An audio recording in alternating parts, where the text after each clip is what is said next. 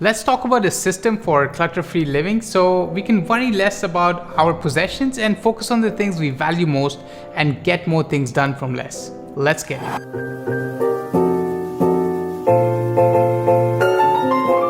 What is up, friends? This is Abdul Rahim from Life by Design, and here we talk about minimalism, productivity, and creativity.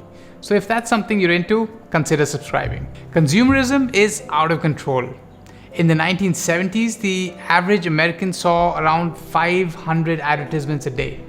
Today, it's closer to 5,000. This is not just in the US, but here in India as well. It doesn't matter what's being sold. All ads tell consumers the same thing: buy more and you'll be happier. That's the message. Companies in the US paid an astonishing $171 billion for advertisements in 2013. It's a pretty effective tactic. An average household in the US now owns 300,000 items. This addiction to consumption is a big problem. We can't buy our way to happiness. In fact, what we usually end up with is clutter that drains our resources and distracts us from the thing that really matters. So what's the solution? In a word, minimalism. A growing movement that's captured the imagination of millions of people who are tired of endless consumption. It's a lifestyle choice that takes the old saying that less is more directly to the heart.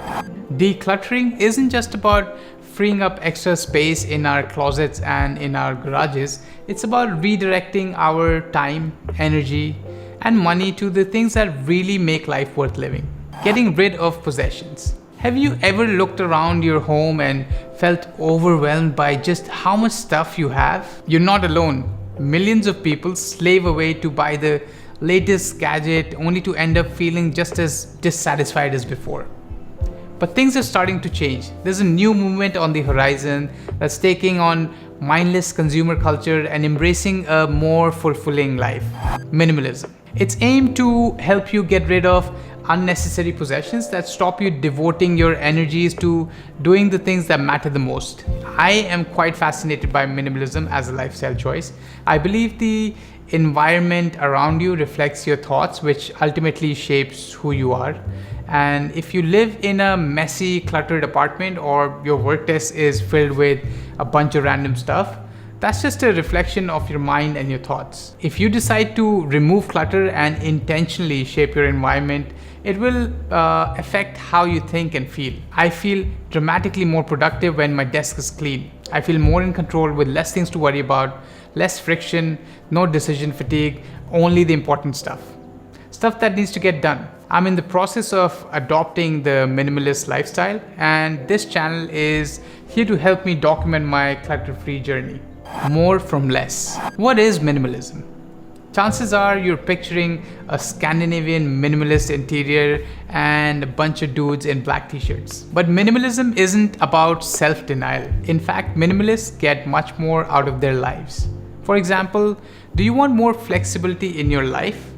Many minimalists have discovered that decluttering your home means that you're free to work and live wherever you want. But you don't need to travel the ends of earth to reap the benefits of minimalism. It's a lifestyle that can help you focus on what's already right in front of your nose. When you intentionally choose to engage yourself in few things that you really want, you automatically divert all your energy towards achieving that thing and ultimately make progress. Consumer culture. Advertisements are everywhere. Whether you're online, watching TV, or driving through town, you see thousands of ads every single day. So how much influence do they really have? If you want to understand your spending habits, it's a good idea to look at consumer culture and the roles of marketing and advertising. The big picture is this: Americans, Indians, people everywhere around the world are buying more today than ever before. Have you ever wondered how much your total Amazon orders add up to? Most of the items may be small, insignificant items, but when you add everything up, it probably tells a different story. This impulsive purchasing behavior is part of a much wider epidemic of excessive consumerism. The average household owns twice as much as it did 50 years ago. Today, a normal house contains something like 300,000 individual items. No wonder average home sizes have tripled, and 1 in 10 people rent a separate storage unit. So how do we get here as a society? You don't have to look far for the answer. Spending habits are massively influenced by marketing and advertising. Think of sale items. They're much more likely to find a buyer than regular products. But the best evidence for effectiveness of marketing is just how much companies spend on their advertising. After all, you don't spend like $170 billion as they did in 2013 on something you merely hope might work. Remember the power of advertising, and remember not to be unduly be influenced by it. This is one of the first steps towards a minimalist lifestyle. Starting easy. If you're thinking of adopting the minimalist lifestyle, you might be wondering where to start. After all, the prospect of going through all that stuff or fighting with the kids about their old toys can be a pretty daunting task. It's true that the path to minimalism isn't really an easy one. And that said, there are some strategies that can help you and me get there. The best place to begin your journey is to be clear about why you want to reach your destination in the first place. Think about what minimalism can offer you. There are all sorts of answers. Perhaps spending less money on clothing will free up extra resources to think about your career. Or maybe saving some extra cash every month will put you on track towards the early retirement you've always dreamed about. It's important to ask yourself this question because minimalism isn't just about decluttering. It's about focusing on the things you really care about. And I've read this at a lot of places in different articles, different books, and they keep repeating the same thing where it's not about just decluttering your space, but it's about focusing on the important things that matter to you. And that important thing can be different from person to person.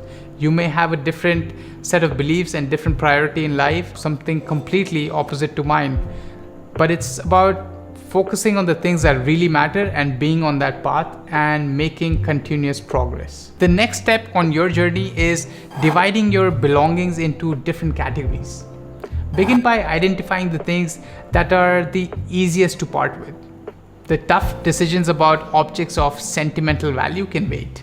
So you can start by maybe looking at your car with a bunch of old CDs or small toys that you have laying around in your kids' room, or some unworn sunglasses that you haven't worn in a while. Exactly the kind of things that are easy to clear out without too much sentimental value and without affecting you too much. Soon you will start to have a clutter-free environment around you and you will feel more in control. So that's how you start becoming a minimalist. Articulate your reasons and start by throwing out the things that matter least to you. Now coming to the other point, the sentimental attachments. So you've dished your least meaningful belongings. Now comes the tricky part. Deciding what to do with objects of sentimental value.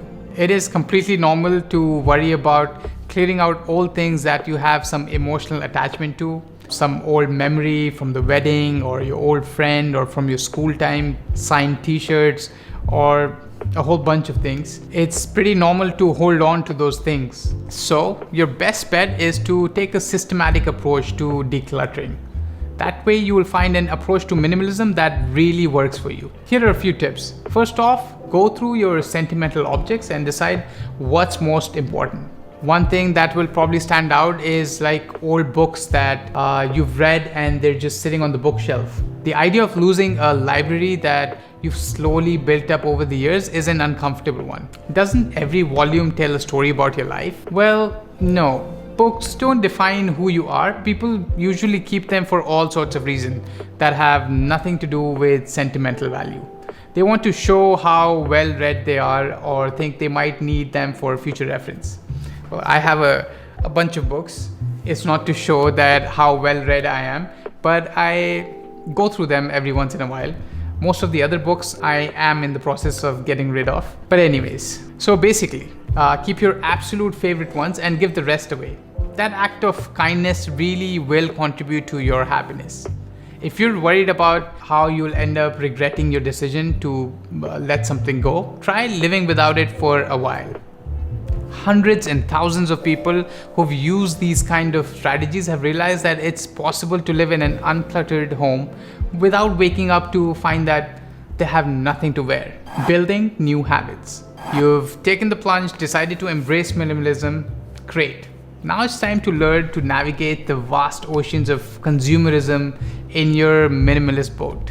Like captaining any vessel, it takes a sure hand and a strong sense of direction. Luckily, there are plenty of ways you can start changing your buying habits and avoid the choppy waters of consumption-driven public holidays. If you find it hard to resist the constant temptation to buy things, try taking a break from shopping altogether. A commitment to minimalist lifestyle doesn't really have to sour the holiday spirit. You can tell your non-minimalist relatives or friends what specifically you would like, and then you can add that in your life without ruining the spirit of Christmas, for example. It's better to be proactive and tell your loved ones what you actually need, so it helps them and helps you, making your life easier. And if you don't want any gifts, you can always ask your loved ones to make a donation for a specific charity instead. I mean, that's a better way to use that money. Suggesting alternatives rather than just refusing plainly is a great way of setting an example without burning bridges. From accumulating to giving, few things are more satisfying than helping others. And unlike the endless accumulation of possessions, generosity isn't a quick fix. It's a source of long-lasting contentment. That is why you should think about donating your old clothes for charity instead of trying to sell them. Like, for example, there was a couple who was trying to gather all the stuff that they did not need, and they started decluttering. So they gathered a bunch of old clothes, CDs, and all of it, and then they calculated how much wealth that was, or how much money they were going to make after selling that, and it was a measly $135. So that got them thinking, and they didn't really need the money, but there were thousands of people out there who may have needed those clothes or that CD or whatever, and so they decided to donate it for charity. So that's a good example of, you won't be making much by just selling it off, but it will definitely help and benefit a lot of people if you just give it out for charity. Giving plays an important role in minimalism. You can use your extra money and time to become an intentionally generous person.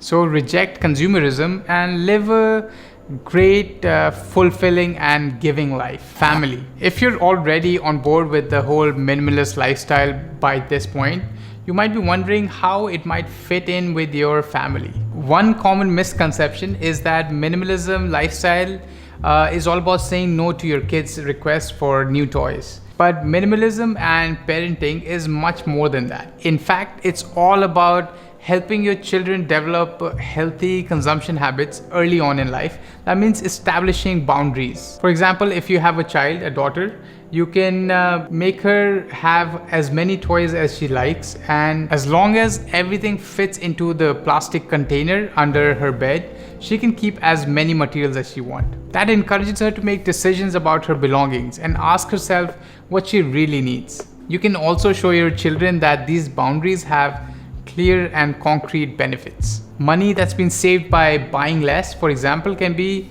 invested in more meaningful and shared experiences like a family vacation.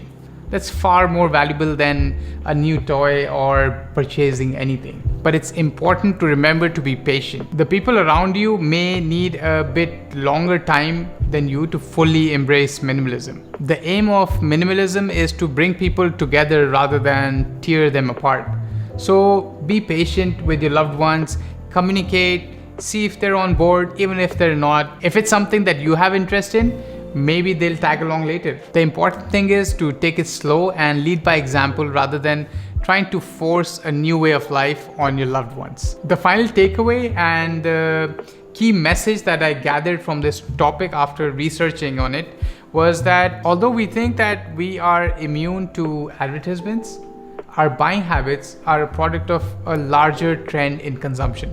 Minimalism doesn't have to be about creating an extreme lifestyle. It's about becoming more generous and spending more time with your family and your children, and spending the money that you save up on the things that you really cherish or you really want, family experiences or charities, or saving money for a particular project or some ambition or goal that you have. It is about not spending mindlessly and saving for the things that matter. Here's a tip for you.